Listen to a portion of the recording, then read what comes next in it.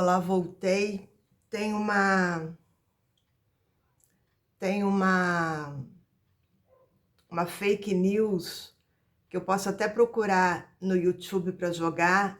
Essa a gente sabe que é fake news. O Bill Gates foi acusado de ter criado o coronavírus, porque como ele fez em função na verdade, não é uma fake news, é uma fake acusação.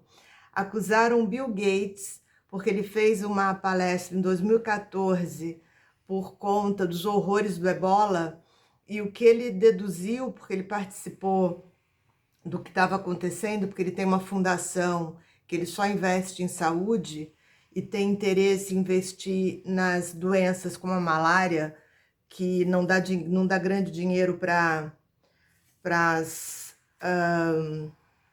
empresas, para as farmacêuticas, e porque é uma doença de gente pobre. E aí ele deduziu que se o ebola tivesse um grau de transmissão maior, a Terra estava perdida, porque o ebola não tinha, a transmissão do ebola era menor. E aí acusaram ele dele ter criado, 6 anos depois da palestra dele. É muito engraçado, né? Um grau de loucura muito grande. E aí tem ele respondendo a essa provocação e lamentando, né? O que é importante é a gente saber que as pessoas estão morrendo, que estão morrendo pessoas com menos idade, menos do que 60 anos, então o vírus deve estar se transmutando, mas enfim. Mas a palestra não é sobre... Palestra não, né? Que eu já dei muita palestra. O vídeo não é sobre o coronavírus, e até para abstrair um pouco. Eu queria falar sobre astrologia e eu queria dar uma dica para vocês, porque eu entendo bastante quando uma pessoa diz que ela não acredita na astrologia. Eu entendo muito, porque aquilo que é passado pela grande mídia é bastante equivocado. E mesmo dentro de alguns cursos que seguem uma linha mais tradicional. Então tem o seguinte, primeiro, você nunca pode exigir que alguém manifeste um aspecto do mapa astral como se aquilo fosse uma receita de bolo e uma sentença de vida ou de morte. No sentido de que, por exemplo, se você tem o ascendente em Escorpião, obrigatoriamente, na medida em que você leu, que o ascendente rege o modo como você se expressa, é o filtro através do qual você interage com o mundo, é o cartão de visitas através do qual você se apresenta, e Escorpião obrigatoriamente vai fazer com que você seja ou muito tímido, ou muito tímida, emanando uma aura de magnetismo, e de estranheza, porque você é tímido, reservado, mas ao mesmo tempo transmite uma coisa, uma atração, e as pessoas olham para você e acham você enigmático. Ou você vai transbordar de sensualidade, você vai ter a sensualidade brotando pelos poros, as pessoas vão olhar para você, vão querer transar com você. Não pode ser assim, né? Em primeiro lugar, então a ideia é essa: você nunca vai do mapa para a pessoa, você vai da pessoa para o mapa. Aí sim, se você recebe uma pessoa que transborda de sensualidade, que faz questão, inclusive, de que essa sensualidade se manifeste, ou se você recebe uma pessoa extremamente tímida, não é só Escorpião que pode ser mais reservado, né? Capricórnio também pode, Câncer também pode. Aí você vai para o mapa ver o que é que essa pessoa tem no mapa que pode justificar, que pode representar essa tendência de transbordar de sensualidade ou de parecer um bichinho do mato, e ela precisa de tempo para estar conseguindo se sentir à vontade. Nunca pegue o mapa, como eu já vi acontecer.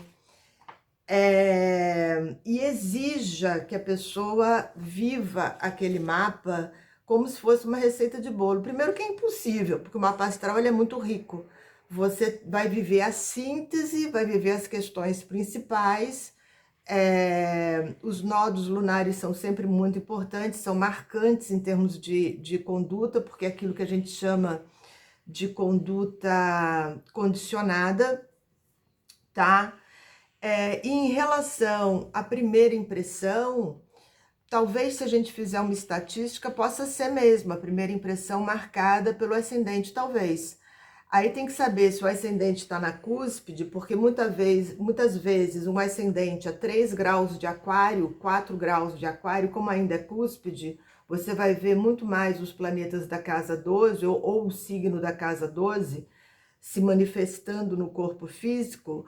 E aí tem algumas coisas completamente fora da curva, e graças a Deus, né, o ser humano é uma caixinha de surpresas, porque você pode ter uma pessoa que fisicamente é o signo dela mesmo, tem muito leonino que tem carinha de leão, às vezes a juba, mas a carinha mesmo, a carinha de felino, independente do ascendente ou da lua, ou dos aspectos enviados para o ascendente. Os aspectos enviados para o ascendente também marcam bastante o corpo físico, não importa da onde venham e que aspectos sejam esses. Agora, quando você tem uma pessoa expressando fisicamente, seja o ascendente ou qualquer outro ponto, é importante, se ela tem, por exemplo, uma quadratura ou um trígono que marca o modo como ela se manifesta, é extremamente importante. Então, vamos supor que você tivesse alguém que fala pelos cotovelos, daquelas pessoas que não te dão nenhuma brecha para você conseguir interagir, ela fala de um modo compulsivo, e aí o ascendente pode ser em Capricórnio, pode ser em Escorpião, que poderia ser mais tímido, ou em Câncer, mas ela tem, de repente, uma Vênus em Gêmeos, já que eu vou falar da Vênus em Gêmeos daqui a pouco, que não deveria, no condicional, ser tão forte. Aí é legal e importante que você procure saber por que essa Vênus em Gêmeos, que é o único aspecto dentro daquele contexto que faz ela falar pelos cotovelos, se manifesta nessa altura, se manifesta nessa força. E aí você pode encontrar a influência de irmãos, por causa da Vênus em Gêmeos, Gêmeos é um signo de irmãos, ou você pode encontrar a influência de mãe, que a mãe é geminiana e fala muito e coisa e tal, e puxou essa Vênus. Ou você pode encontrar outras coisas, você pode encontrar muitas influências, por exemplo, em Capricórnio, que é um signo que não gosta de se expor, como Escorpião também não gosta, e ela pode falar muito e usar essa capacidade geminiana para falar de coisas até que não são tão importantes, porque Gêmeos é muito o cotidiano, é aquela pessoa que entra na tua casa e já vai falando que a vista é linda, que a cortina é maravilhosa, coisa e tal, e que não deixa você entrar naquilo que é o mais importante.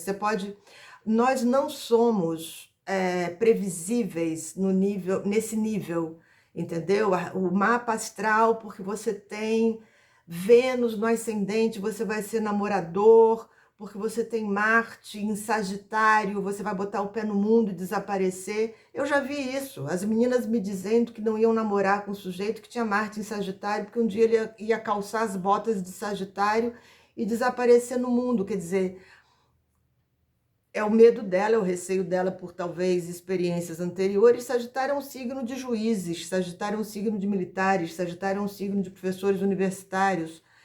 É um dos signos mais mal compreendidos que a gente tem. Então tem que tomar cuidado para você não esquecer que se você faz uma astrologia, ou se você está estudando astrologia, ou se você está lendo astrologia para interpretar você e os teus amigos, você e as pessoas que convivem com você, em primeiro lugar, você não é um pedaço do mapa, né? Porque eu não sou meu dedo mindinho, eu sou bem mais do que isso. Em segundo, para tomar cuidado também tenta questionar, tenta ler muito, porque não existe nada maior do que a prática da astrologia. E por quê? Porque você está lidando com o ser humano. Você está lidando com algo que é maior do que aquele desenho. Na verdade, o objeto de estudo de um astrólogo, ou o objeto de estudo do interesse de um estudioso de astrologia, não é o céu, é a pessoa, né? Por exemplo, eu tenho dificuldade de pegar o mapa do Brasil, tentar entender. Não, eu estou mais focada em entender o meu cliente. Às vezes, quando eu pego o mapa do Brasil e o mapa da República, é para ver como é que o meu cliente se encaixa ali, dependendo do tipo de trabalho que ele tem. Ou se ele tem anseios políticos, coisa e tal. Mas o objeto de estudo seria a nação, o Brasil e o meu cliente. Esse é o meu objeto de estudo. Agora, qual é a ferramenta que eu uso para chegar nesse cara? É o céu, do momento em que ele nasceu. Aí tudo bem, entendeu? Então não obriguem ninguém. E eu vou voltar a falar disso, porque eu vou falar dos gêmeos. E aí vou falar dos gêmeos gêmeos, não dos gêmeos do signo, dos gêmeos univitelinos, mas eu vou falar no próximo bloquinho, porque talvez eu jogue no Instagram, já deu 11 minutos, enquanto eu tomo meu cafezinho. Super obrigada por ouvir, tá bom? Acho que vai sair sem edição, mas tudo bem.